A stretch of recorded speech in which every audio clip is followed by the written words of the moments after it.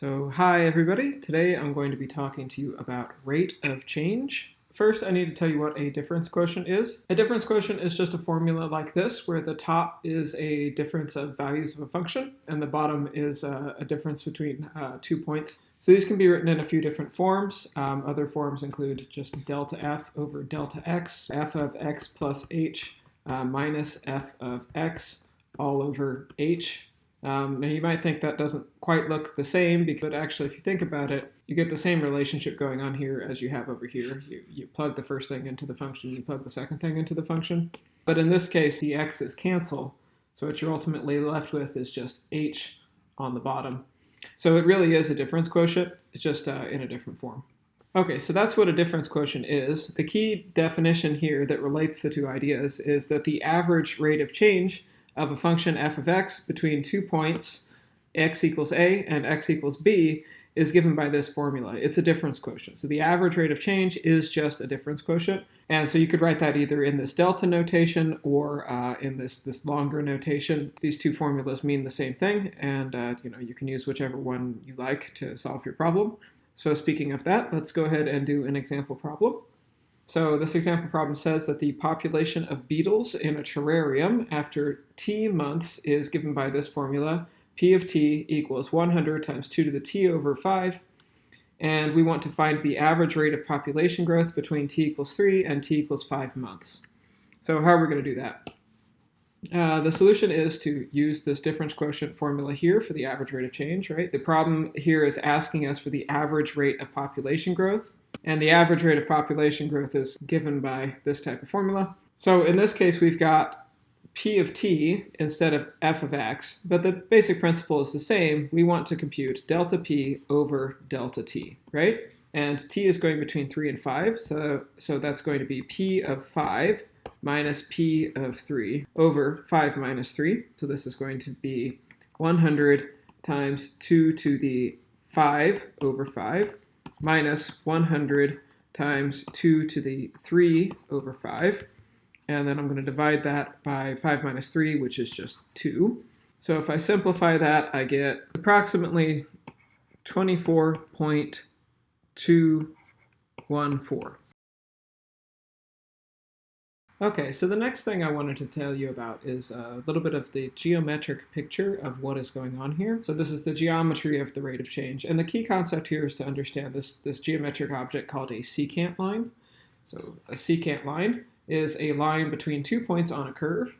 So if our curve is in green here, it's y equals f of x in this case.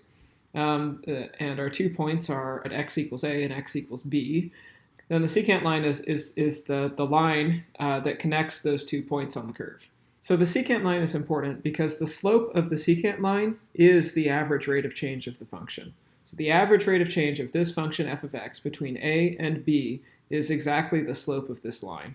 And so that the slope of that line is given by this formula. That's the same formula we saw on the previous page, that difference quotient. One key thing here is that these concepts here are all actually the same thing. The slope of the secant line is the average rate of change, and both of those two things are given by this formula. The main reason why these things are important is that these things are approximations of some other quantities that we're going to spend a lot of time studying in this course. So in particular, the slope of f of x at a point between a and b, so for example, at this point right here, is really close to the slope of that secant line, right? And the slope of f of x is actually the geometric interpretation of the exact rate of change at f of x at a point between a and b. And that exact rate of change has a special name. It is called the derivative, and sometimes it's denoted by f prime of x. The value of f prime of x at this point is the slope of this line. And the secant line, as you can see, has almost exactly the same slope. And if you move this point A and this point B really close to this middle point here, you'll actually get a better and better approximation to the slope of this dark blue line here. So that's why the secant line is important, is because it gives us a really easy formula. I mean, there's not much to this formula. All you've got is division and subtraction. It gives us a really easy formula for approximating this thing called the derivative, which is the exact rate of change of f at the point between a and b. And sometimes the derivatives can have fairly complicated formulas, so this approximation is useful. But actually, this approximation is also how we're going to be formally defining the derivative. If you haven't been exposed to calculus before, approximately half of this course is about this concept called the derivative, and then the second half of the course is about a concept called the integral, which is pretty much the opposite of the derivative. Moving on, I wanted to show you one more example on the topic of the rate of change, and that is the following. This example says that a model rocket is launched straight up into the air. Its height at a time t seconds after liftoff is given by this formula, h of t equals 120t minus 10t squared. And we want to find, the problem's asking us to find the approximate velocity of the rocket at t equals 10 seconds, so 10 seconds after liftoff. So right away, you might not see why this is a rate of change problem. It's asking about the approximate velocity.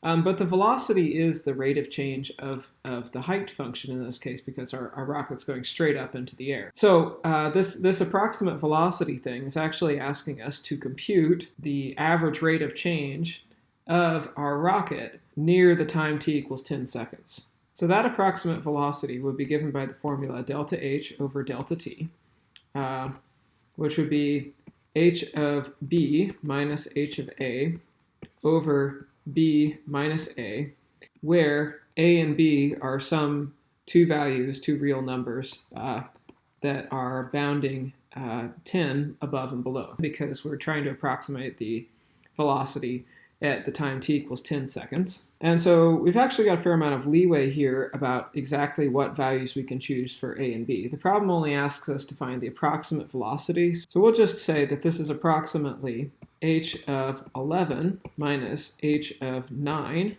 over 11 minus 9. So if we do this computation to its conclusion, what we get is that the velocity, the average velocity between times 9 seconds and 11 seconds is minus 80 meters per second. And actually, from further ahead in this course, we can compute the exact velocity at time t equals 10 seconds, and it turns out that the exact answer is minus 80 meters per second. But supposing we didn't know that and we wanted to just get, and we figured this wasn't an accurate enough estimation of the velocity, we could also have used some times closer to t equals 10 seconds. For example, we could have computed h of 10.1 minus h of 9.9 over 10.1 minus 9.9, or we could have computed h of 10.05 minus h of 9.95 over 10.05 minus 9.95. And in general, we can just keep making this pair of numbers closer and closer and closer to 10 until we get as accurate as we need to get. So using this type of method, we can compute the velocity to as many decimal places of accuracy as we need, even without knowing how to compute the derivative. And incidentally, just FYI, this is actually how the derivative is defined. So the derivative is actually defined to be the outcome of this limiting process. But that is not part of this lesson. That is part of a future lesson. So have a nice day and good luck on the homework.